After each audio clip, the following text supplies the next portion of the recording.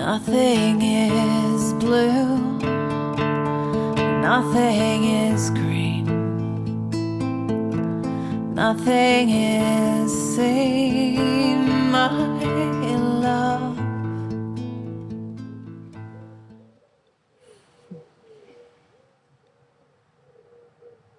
I've been on a massive high recently. It feels like I'm walking on air. I'm super happy and in a blissful state. And then I've crashed down from that.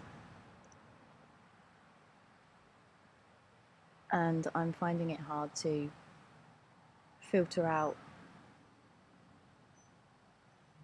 what's normal within those feelings, and I guess how to deal with being so high and being so low.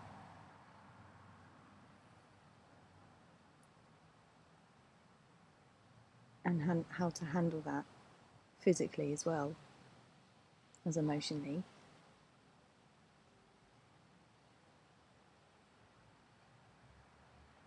Because the lows make me feel like I'm depressed or there's something wrong.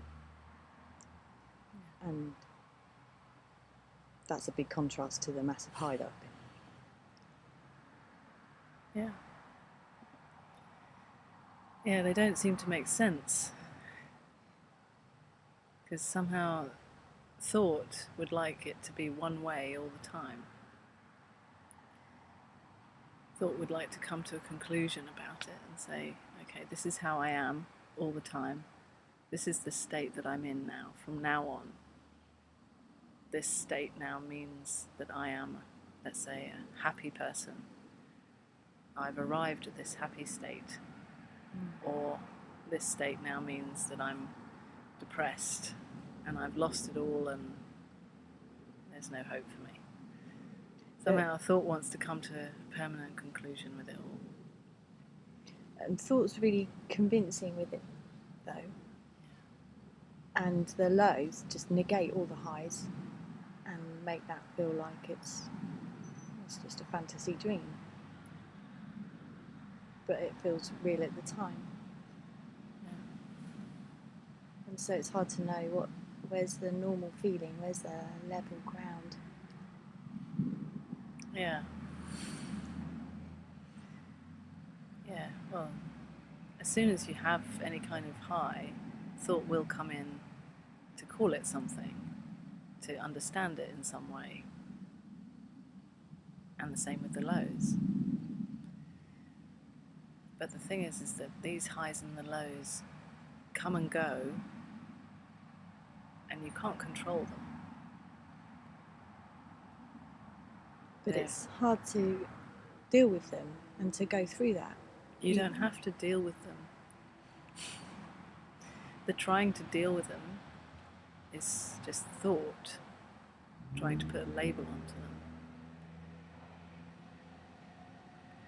And actually, there are waves of energy, sensation, emotion that actually don't mean anything. And for thought to hear that, that's quite a tough one. Because the nature of thought is to put labels on things. But it feels very real at the time. Yeah, it feels very real. The emotions and the sensations will certainly make it feel very real, and in a sense it is real. It is felt fully as it is. I'm not suggesting it shouldn't be felt like it is. It's just that the labels that thought puts on it, those labels are not real. Thought doesn't actually know what those states mean about you. Thought doesn't actually know that that's it now, this is the way it's going to be forever. Thought actually is only filling in the gap because it doesn't understand. It doesn't know who I am.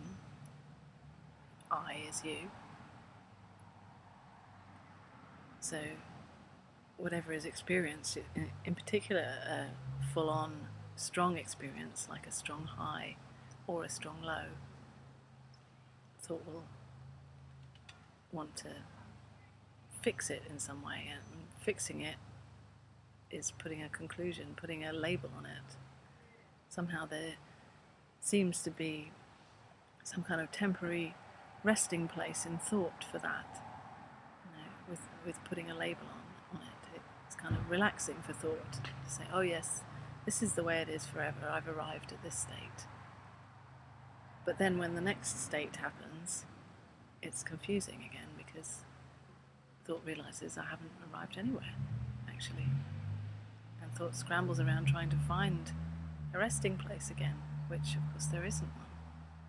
Things are changing often so quickly that there's no way to rest in thought with anything.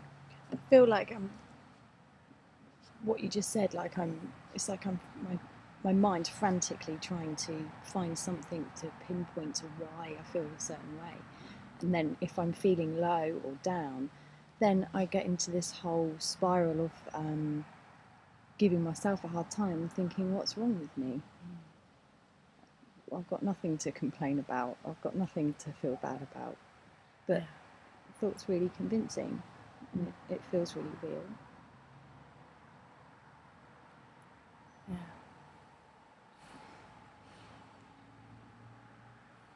Well, while those thoughts are there, you can simply just notice the sensations, and notice how those sensations themselves don't actually mean any of the stories that thought's coming up with. That thought actually doesn't know what they mean. Thought's just telling a story about them, coming up with some explanation for them. So how do you stop that? How do you stop thought? How do you stop believing what thought's saying? Well, you don't need to stop thought, because actually thought's just doing its job. The job of thought is to make everything feel safe again. And for thought, it doesn't feel safe when things are changing so much. So thought comes up with a plan, or something to do, or some conclusion. But the thing is that there isn't any safety. So that goes against everything that thought wants. There isn't any security in the way it actually is, in the way life is. Life is waves of changing sensations, waves of energy that come and go, emotion, everything. It just all comes and goes and changes all the time.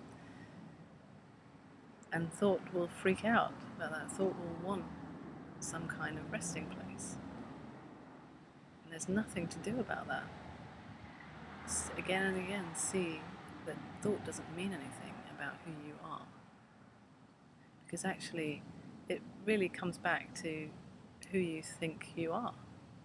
So if you think that you are someone that is being affected by these waves of sensation and these various states, highs and lows, then thought will have a place to come to a conclusion about it, and it will be believed in.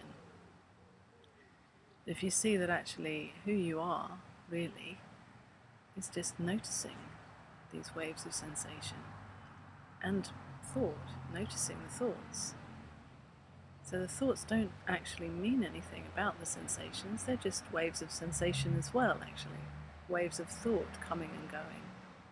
So it's a case of recognising thought and acknowledging it. Yeah, acknowledging that thought's okay to be there, actually. It doesn't have to go away. It just doesn't mean anything about me. It's just, verbal blah blah blah. It's just a story, a dream of safety in a life that has no safety. Baby, but